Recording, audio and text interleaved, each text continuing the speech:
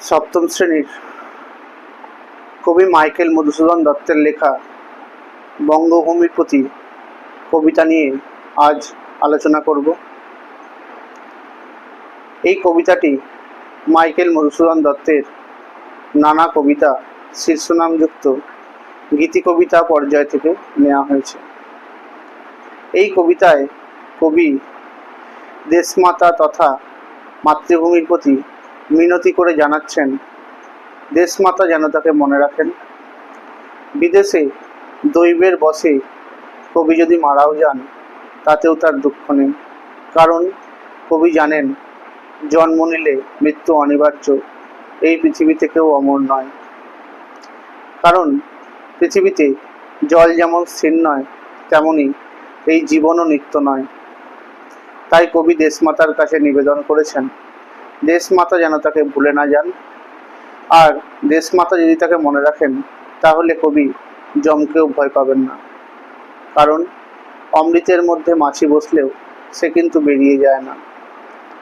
তাই কবি জানেন এই পৃথিবীতে মানুষ তাকেই মনে রাখে যে সবসময় ভালো কাজ করে এসেছে।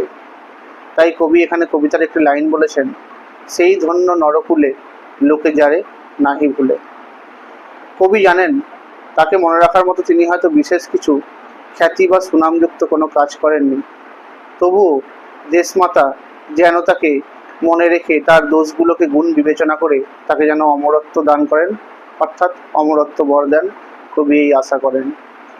কবি চান তিনি যেন তার কাজের মধ্যে দিয়ে সকলের মনে স্থান করতে পারেন, অর্থাৎ দেশমায়ের স্মৃতির মধ্যে দিয়ে কবি পদ্মফুলের শোভাবর্ধক হিসেবে স্থান পেতে চান।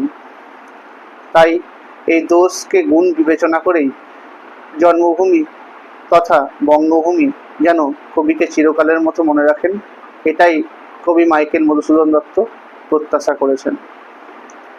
এই কবিতায় কবি মাইকেল মধুসূদন দত্ত পদ্মফুলের অনেকগুলো নাম উল্লেখ করেছেন, যেমন কোকোনাট মানে লাল পদ্ম, আর ইন্দিবর বলতে বোঝায় নীল রঙের পদ্মকে, আর পুণ্ডরিক বলতে বোঝায় সাদা রঙের পদ্মকে।